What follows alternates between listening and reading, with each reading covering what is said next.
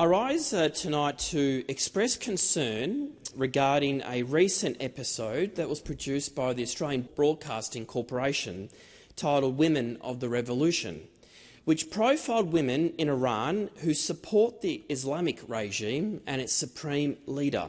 The issue is the conditions under which this story was told, what those conditions made impossible to report, and whether Australians were given a clear enough picture of either. Just 2 lines into the program's online piece, the ABC makes the incredible claim that for every Iranian woman that is fighting for freedom and dignity, there is one who supports the Ayatollah and the strict observance of Shia Islam. Now, the ABC must explain how they verify this conclusion. It is very hard to understand how anyone could be sure about the views of a people who are killed for speaking out, based only on interviews permitted by that regime. The ABC's journalists did include some critical views by women who had protested, defied oppression and oppressive hijab laws, and suffered under the brutal January crackdown. But those stories were shared only via message, separately from the ABC's managed tour of Tehran. Now, in a liberal democracy, journalists are generally free to travel. But in the Islamic Republic of Iran,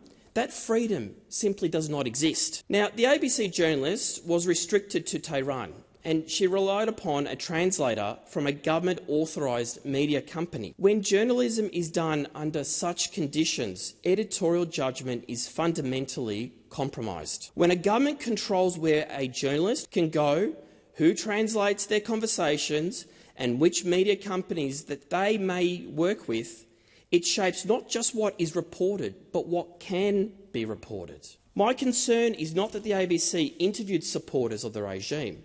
My concern is whether sufficient weight was given to this reporting, having occurred within an environment that was carefully managed by an authoritarian government with a clear interest in shaping international perceptions. It is a call for greater editorial vigilance and greater transparency with audiences when reporting from environments where access, movement and information are tightly controlled by the state in question.